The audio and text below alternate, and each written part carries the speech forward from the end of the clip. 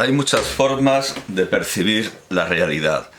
Al abrir el ordenador para tomar estas notas, porque podría haber improvisado lo que voy a decir, pero me daba pereza abrir la cámara a las 5 de la mañana, o más técnicamente, hueva. Tiricia también aparece como sinónimo salvadoreño de hueva en el diccionario académico. Me daba hueva o tiricia, en realidad seamos propios, me daba hueva abrir el ordenador. Y al hacerlo, las plataformas operativas que lo tienen poseído me han enseñado unas hermosas imágenes de Berchtesgaden. Todo muy bonito, pero para mí Berchtesgaden es el marinador de los jerarcas nazis, algo parecido a lo que me enteré de que era Vera para la cúpula del PSOE poco antes de irme de allí. Me estuvieron enseñando las casas. Quería escribir, sí, a las 5 de la mañana, quería escribir antes de que se me interpusieran estas postales germánicas sobre el concepto psicológico de toxicidad, porque he escuchado esto, que voy a citar, en un vídeo casi recién publicado en el canal Allen de Mikel Zelaya, con el título La música y la personalidad, problemas del desarrollo. Lo cito. Una paradoja que, hablaba de una paradoja que parece desconcertante. Podríamos pensar que los jóvenes con mayor nivel académico y formación crítica serían más conscientes de los mensajes tóxicos en la música y por lo tanto consumirían menos estos contenidos. Sin embargo, los datos revelan algo diferente. Los universitarios son, de hecho, los mayores consumidores de reggaetón y trap. Siendo más, buena parte de ese trap tiene que consumirlo Ernesto Castro, tiene que hacer caer el platillo de la balanza de manera abismal. Sigue diciendo, siendo más alto en mujeres que en hombres. Esto no lo he comentado en mis notas y alguien dirá que soy un cobarde por no hacerlo.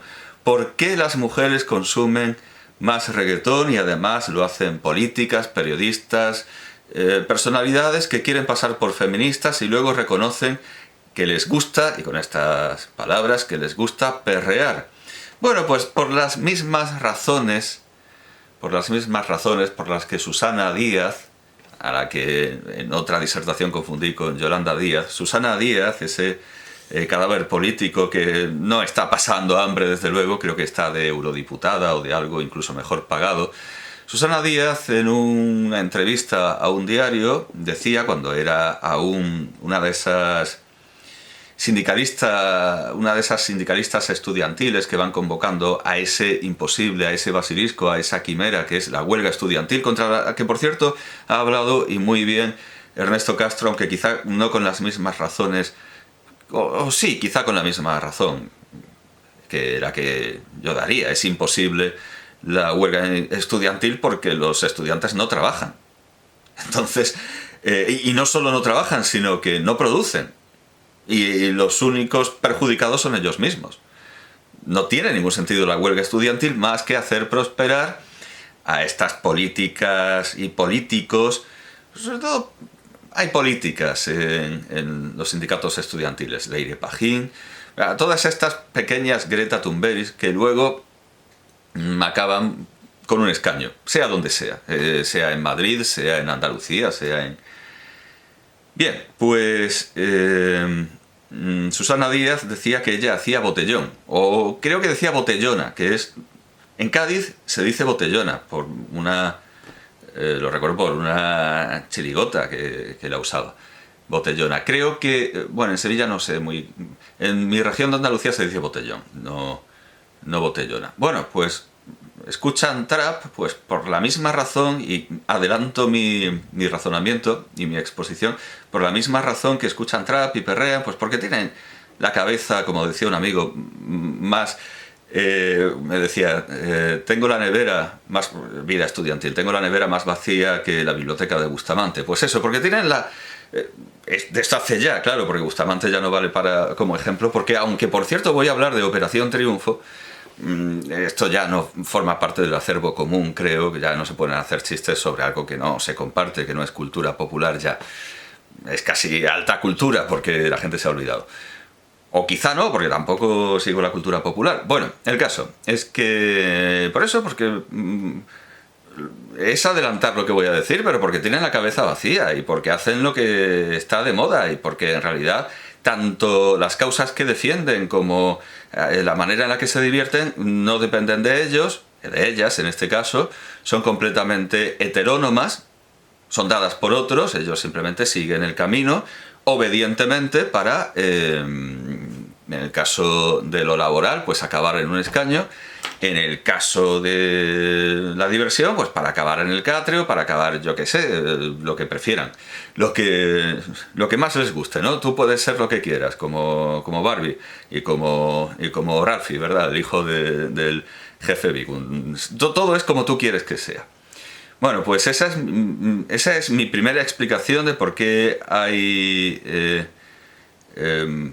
no es una explicación de por qué hay más mujeres, porque eso explica por qué mujeres que se suponen feministas perrean y lo dicen, y dicen, bueno, a mí me gusta perrear, pero ya vamos mal, ya vamos muy mal, eso no dice nada bueno de lo que hay en esa cabeza, pero soy feminista como la que más, etcétera. No, pero ¿por qué hay más? Bueno, pues no me voy a acobardar. Pues por lo que yo llevo visto en la universidad y en el instituto, y gracias a Dios veo que de alguna manera está cambiando, porque por la experiencia que yo tengo, empiezo a tener alumnas distintas a esta tónica, pues lo que ha poblado las universidades hasta hace muy poco, o que sigue poblándola, es, sobre todo en algunas carreras, porque esa es otra, hay carreras en las que predominantemente hay hombres, hay carreras en las que predominantemente hay mujeres. En filología, bueno, vamos a ver, que nadie me diga, no, es que eso no se corresponde con... En mi departamento soy el único hombre. En mi departamento soy el único varón. Varón con pene, ya que para que la gente de los autobuses, esos autobuses en liza, en ardua lucha unos con otros, que no te engañen, no se llamen a duda. En mi departamento soy el único hombre de sexo masculino. En Aló, Aló, en la serie Aló, Aló se jugaba con esto, ¿verdad? Una mujer de sexo femenino. Bueno, pues eso. Es demostrable que en las filologías hay más mujeres y en las ingenierías hay más hombres. ¿Por qué? Hay quien dice, no, es que las mujeres se ven ridiculizadas. No, porque no les da por ahí. Habría que preguntar una a una. Habría que preguntar una a una y seguramente la primera vez que preguntáramos mentirían, que es algo que hay que tener también en cuenta en psicología, por supuesto. Y en medicina en general, caramba, lo que se repite en House a todas horas, todo el mundo miente.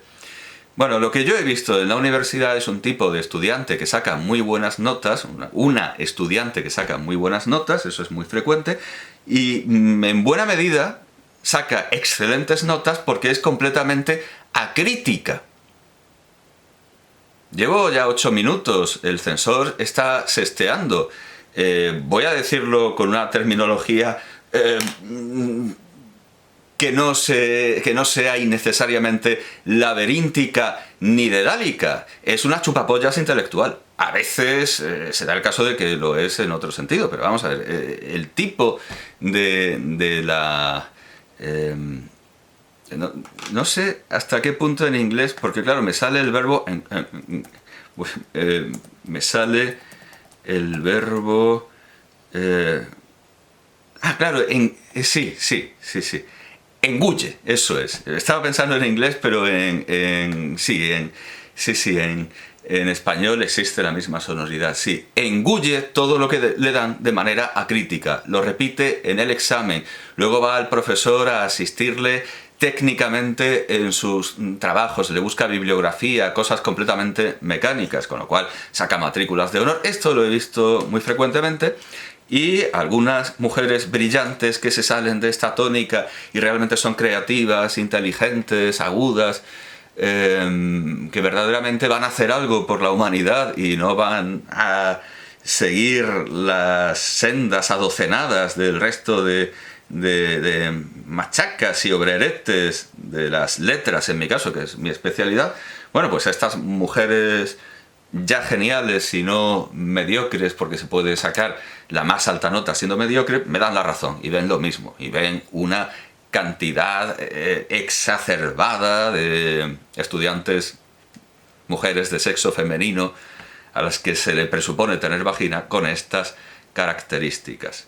Entonces es perfectamente normal que, de un lado, si en las carreras artísticas hay más mujeres, es que no sé cómo habrán hecho la proporción, porque también estos estudios, si hay más mujeres, o sea, claro, si la música interesa más a la gente de humanidades, etcétera, y hay más mujeres en esas carreras, y además esas mujeres, por lo general y en su mayoría, son acríticas y lo único que hacen es engullir apuntes, y luego lo hacen también en las oposiciones, pues es perfectamente normal que en su cabeza no haya disonancia alguna entre decir que son feministas e ir a manifestaciones y poner en sus programaciones estudios de valoración, aplicación de género, todo de género, y luego perrear. No me parece que sea disonante en absoluto, pero si se me pide alguna explicación por lo que llevo visto, hay una cantidad exacerbada de chupapollas intelectuales, de estudiantes a las que le gusta embaularse entre pecho y espalda todos los apuntes que les dan sin entenderlos o sin cuestionarlos. Pero claro que esto por supuesto también se da entre hombres. Y esto va en descargo de las mujeres, lo que sí que veo es que en los hombres a los que les interesa sacar una nota altísima sin entender lo que leen y que no les importa una mierda la disciplina y lo único que quieren es presumir de buenas notas porque son ególatras, ese tipo de hombres, por lo que yo llevo visto, por lo general, copian, plagian. Y alguien me dirá, pues las mujeres también, seguramente. Pues seguramente, porque recuerdo a una presentadora también muy feminista, creo que Gemma Nierga, porque no era Julia Otero, no, era Gemma Nierga. Cuando la entrevistaban a propósito de su trabajo en la radio, se lamentaba de la cantidad de gente que llamaba para gastar bromas y que curiosamente solo llamaban hombres. Y entonces ella reflexionó que es que probablemente, y lo dice Gemma Nierga y no yo, pues definitivamente era Gemma Nierga, probablemente es que las mujeres mientan mejor. O se las pille menos en un renuncio, o por un prejuicio machista estemos más inclinados a pensar que una mujer no puede mentir. Estemos inclinados por naturaleza, antes de que se hiciera popular el lema, estamos habituados al yo sí te creo hermana, y de hecho Rajoy pues creía a Juana Rivas y decía que eso era una crueldad, perseguir a una madre. Está implantado a través de la caballerosidad hispana, está implantado antes de que llegara lo del yo sí te creo hermana, ese lema. Puede ser que no es que las mujeres mientan mejor como pensaba Gemma Nierga, puede ser un pensamiento machista perfectamente, sino que seamos menos propensos a pensar que una mujer puede mentir. Porque caramba, no sé, la mujer es nuestra madre, es nuestra... en fin. Puede ser también que haya más mujeres que perrean porque el estudio esté mal hecho, que eso siempre hay que tenerlo en cuenta. Puede ser que sea una mera coincidencia, una mera casualidad, y puede ser también, pues eso, que tengan la cabeza más vacía aún que los hombres que van allí. A lo mejor al estudiante masculino, como buena parte del cerebro se la ocupa el animus copulandi, como buena parte del cerebro se lo ocupan las ganas de follar, puede ser que eso agudice el resto de las facultades, de las potencias intelectuales, y coadyuve, auxilie al estudiante masculino a darse cuenta de que el reggaetón es basura. No lo sé, no lo sé. Pero bueno, como digo, es una cuestión que me parece tan baladí como cualquiera otra que se derive de tomarse en serio un estudio de este tipo. Yo no voy a debatir el estudio si es verdad o no es verdad, sino la moraleja, no las conclusiones morales, no, la moraleja que se puede sacar de esta bonita historia, que es como yo me tomo este tipo de estudios, como obras de ficción, porque, en fin, esto no es física, esto desde luego no es física, ni siquiera es neurobiología, ni siquiera es... En realidad no es nada, o sea, es encuesta, es publicística esto. Bueno, pero estaba leyendo a Miquel Zelaya. Voy a retomarlo todo, porque nos hemos perdido con esto de que los universitarios son, de hecho, los mayores consumidores de reggaetón y trap, siendo más alto en mujeres que en hombres. Esto en su vídeo no se comenta. Esto de que las mujeres consuman más reggaetón en su vídeo, en su disertación, no se comenta. Yo lo he comentado más o menos para decir que no tiene sentido comentarlo porque nos faltan un montón de datos, pero sí hay que recurrir a mi experiencia. Ya lo digo que afortunadamente se está revirtiendo y por fin estoy teniendo alumnas que sacan buenas notas y piensan. A pesar de que sigo teniendo alumnas que sacan buenas notas y no piensan. Y que realmente sé que solo les importa la nota. Y me lo hacen saber. Y, nunca van a venirme a hablar de Quevedo. Van a venirme a hablar de décimas y de dieces y de matrículas de honor. Nunca me van a hablar de Quevedo porque Quevedo les importa una mierda. Como todas las materias y como lo único que quieren es presumir de sacar buena nota y se esfuerzan y harían todo lo posible por ello hasta estudiar, pero estudiar es como que les saquen una buena, en realidad no les gusta, lo que quieren es satisfacer prejuicios sociales, familiares, pero bueno, en fin, claro, yo les doy la máxima nota, pero en el pecado llevan la penitencia. Bueno, ya lo digo, él no lo comenta esto de las mujeres, así que vamos a dejarlo ya. En una era en la que la conciencia sobre el consumo de drogas, la violencia y el machismo es más presente, fijémonos en que equipara el consumo de drogas con la violencia. O sea, equipara a Tolkien fumándose una pipa detrás de otra. Eso son drogas. Hay quien dice, no, es que en El Señor de los Anillos salen fumando María. Ya, es que el tabaco también es una droga. Y puede ser perfectamente más perniciosa. Tolkien debería conocer el ejemplo de Freud, que murió con un terrible cáncer bucal que no le dejaba hablar, y eso por engancharse un puro detrás de otro. A no ser que alguien diga, no, es que a Freud le gustaba comer coño. No lo sé, pero yo creo que van a ser los puros. Claro, recordemos el caso de Michael Douglas, ¿no? En fin, bueno. Equipara las drogas, la violencia y el machismo. En una era en la que la conciencia sobre el consumo de drogas, la violencia y el machismo es más presente que nunca, los universitarios parecen encontrar en estos géneros musicales una forma de expresión y escape, pese a que desafía su propia moral. Bien, hasta aquí lo que dice Miquel Zelaya. De quien debo decir que he descubierto el canal hace pocas horas, me ha parecido bien su tono, su entusiasmo por citar fuentes, aunque sean estudios como los que cita cada día el profesor, aunque no sé si debería decirlo porque creo que su Facebook es privado, pero bueno, el profesor Félix Ovejero cita este tipo de estudios, precisamente, a diario, los cuelga, saca las conclusiones. Y a mí, en general, pues, todos esos estudios, y bien sabe el profesor Félix Ovejero, que yo le tengo el máximo respeto, pues me sudan la polla. Es decir, me parecen obras de ficción, un gabinete de curiosidades. Yo intuyo, aunque no lo diga, pero yo creo que es evidente, más que evidente que él se lo toma de manera igual, de manera idéntica, el reunir esos artículos. El 60% de los hombres están más contentos que...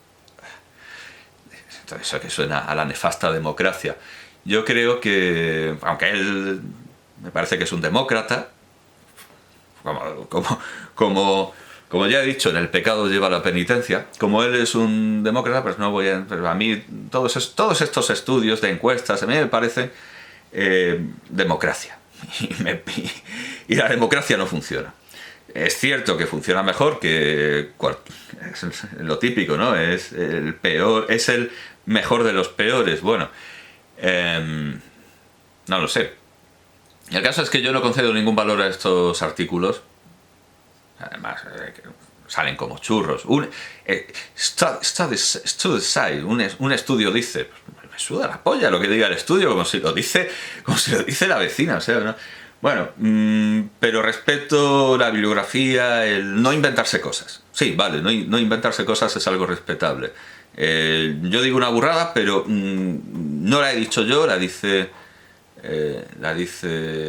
fulanito de tal. Esto es algo que afeé a otro profesor también muy popular, el profesor... Aunque no tengo trato con él, nunca he hablado con él ni nada parecido, el profesor...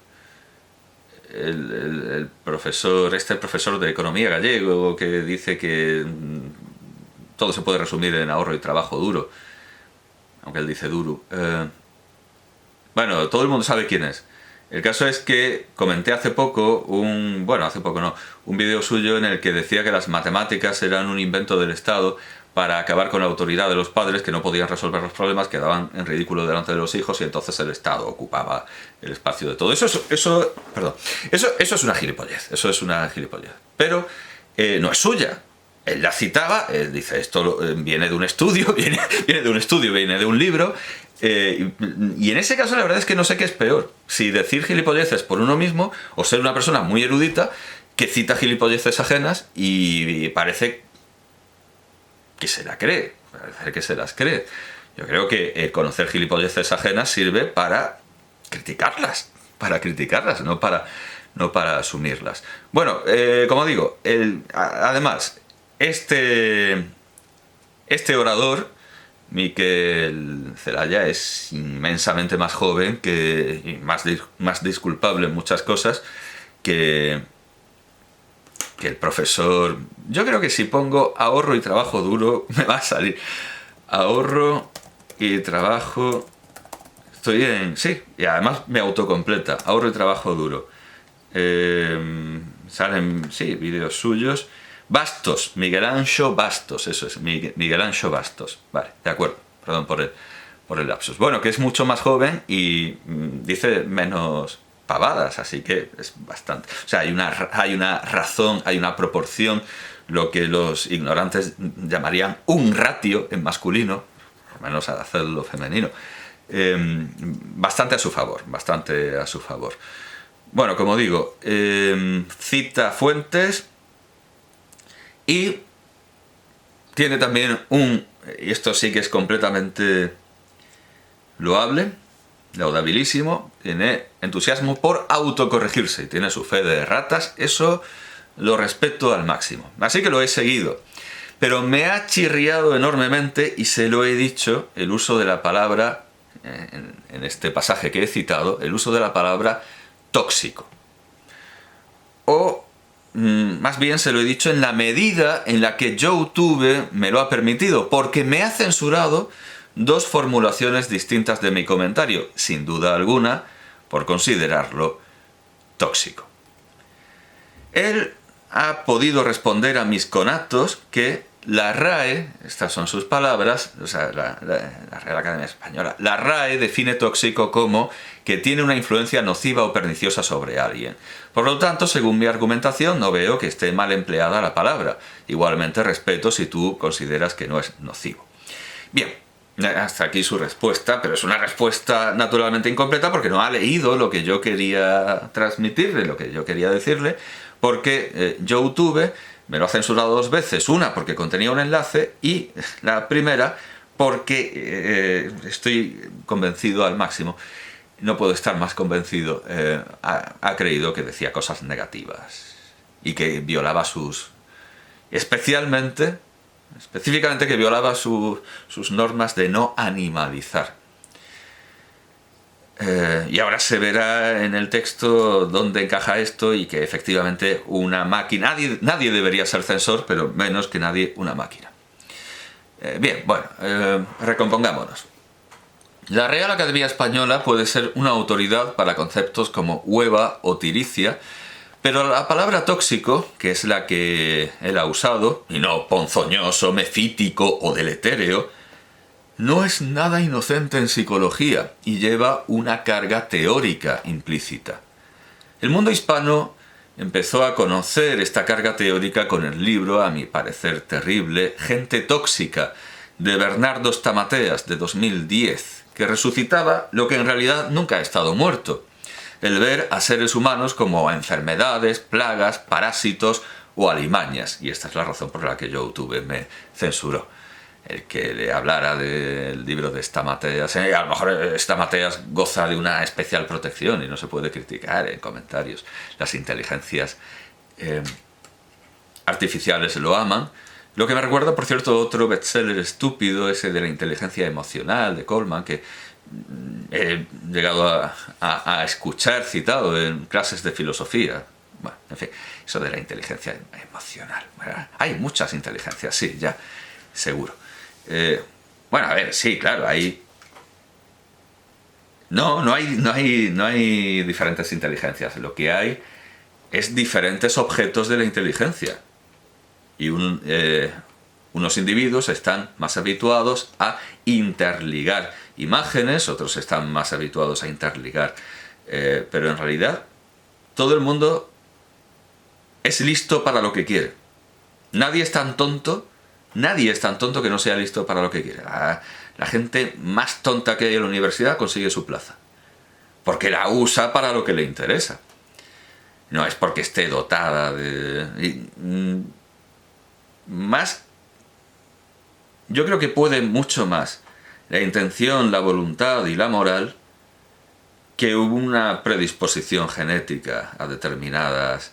a interligar determinados objetos. Bueno, pero da igual, no estamos hablando de la inteligencia emocional, ni me he preparado eso. Sí me he preparado esto de la toxicidad. En el caso del vídeo que comento, la metáfora médica se lleva a las creaciones intelectuales. No dice que hay personas tóxicas como Stamateas, sino que hay mensajes tóxicos en las canciones. Lo que nos lleva a los discursos de la Inquisición o al cordón sanitario de Florida Blanca. Hace unas pocas horas he tenido la experiencia de ser juzgado como tóxico. He leído en el muro de Twitter o de X o X a una de la infinita cáfila de historiadores en esa red proclamar desde su cátedra virtual que, y estas son sus palabras, la presión del barrio es un término acuñado por el sociólogo turco Şerif Mardin para hablar de presiones más opresiones moralizantes que no vengan del Estado sino del entorno social y pueden incluso ir en contra de los valores promovidos por el Estado, por el Estado, imagino que se trata, o por una familia. Yo le he contestado, bueno, ese hombre acabaría cansado de pensar lo que hasta entonces no se le había ocurrido a nadie, y no he dicho... Se quedaría calvo pensando porque como esta gente es incapaz de entender el sentido figurado y con ello el humor, me responderían que el dato es impreciso porque conserva el pelo. Y le he adjuntado un enlace al archivo de Radio y Televisión Española con el estudio 1 dedicado a un enemigo del pueblo de Ibsen, que por cierto estaba viendo, porque siempre gusta ver este tipo de cosas, ver esta obra.